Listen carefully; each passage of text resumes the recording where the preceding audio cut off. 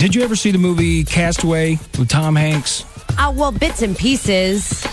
It was a good movie. It was tough to pull off because, you know, he was a FedEx guy. The plane crashed. He's the only one that washed up on the island, and then he had to survive with just his wits. I mean, who could really do that? How many people could really actually learn to survive, learn to catch a fish with nothing but your hands and your brains, and learn to catch rainwater to drink and all that kind of stuff? It would just, I mean, it would take a very special person to do it. Now, what about a poor little animal, a poor defenseless, a pet, a dog? What about your dog? Could you imagine, like, if you didn't come home, your dog would have to survive by himself?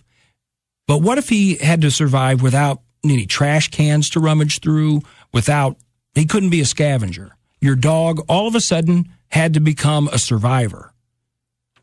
I mean, it just makes you sad to think about it. You know, think about every pet you've owned, and all of a sudden they're alone and they're scared.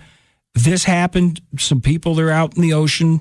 They brought their dog because, you know, love the dog. So part of the family, let's go out, and they're in some rough water. Dog goes overboard and gets swept away by the current. Oh. They can't get the dog back in the boat. It's swept away by the current, and they lose their dog. Oh, that's so sad. It is very sad. Well, 5 years go by. A knock comes on the door, and somebody has your dog. Somebody brings your dog home to you 5 years later, after the dog goes overboard out in the middle of the ocean. That is a true hero dog. Now, how did this happen? A dog washes up on shore, just like Tom Hanks, and just had to learn to survive. So this dog's known nothing but Alpo all of its life. Yeah. And it was an Australian Shepherd. Okay. So they're not real big. They're not, you know, they don't have real big sharp teeth or anything. No, they're dogs. Yeah, they're not the kind of dogs that are incredibly fast. They're quick, but, you know, what are you going to eat? Well, the dog ate baby goats and koala bears for 5 years. Well, he would stalk them and kill them and eat them. Your little precious dog that, you know, just sits on your lap. Well, there's a wolf inside there. There's a wolf in there, and he gets lost, trapped on the island. To survive, he's got to find sources of food. The only thing around are goats and koala bears. I thought koala bears, though, I mean, as cute as they are, had really sharp claws. Well, I think they do, and I thought they didn't come down out of the trees. It was very rare that they would come out of the trees. So somehow this dog is luring koala bears. This is a smart dog. It is a smart dog. Either this dog learned to climb trees, a eucalyptus tree where they live, or he learned a way to speak koala, or maybe he got some of that Snuggle fabric softener that they love so much. What's koala? How do they speak? It's kind of like a...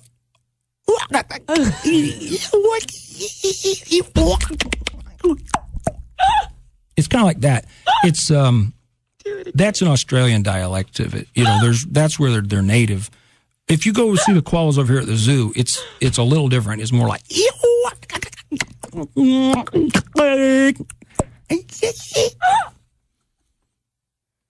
What I said was, come out of the tree. I have some Snuggle fabric softener for you.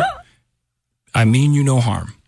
And then the dog would pounce on it and eat him up. Or he would just catch a defenseless little baby goat and eat that. But this dog was eating so many koalas and so many goats that the park rangers were starting to get suspicious. They're like, there's a wild animal that we can't account for that's killing the population of koalas and goats. So they tracked him down, and he had a tag on. He had a dog tag on from 5 years ago when he fell off the boat, and they took him home. And they said, get out. They said, you starting. Get out. What do you say, Jill? Get out. That's exactly what he said. Could you survive on koalas and goats for 5 years? No. Eucalyptus leaves? Yes. Be your only source of water? Yeah. That's one heck of a dog right there. That's a super mutt. What you got right there.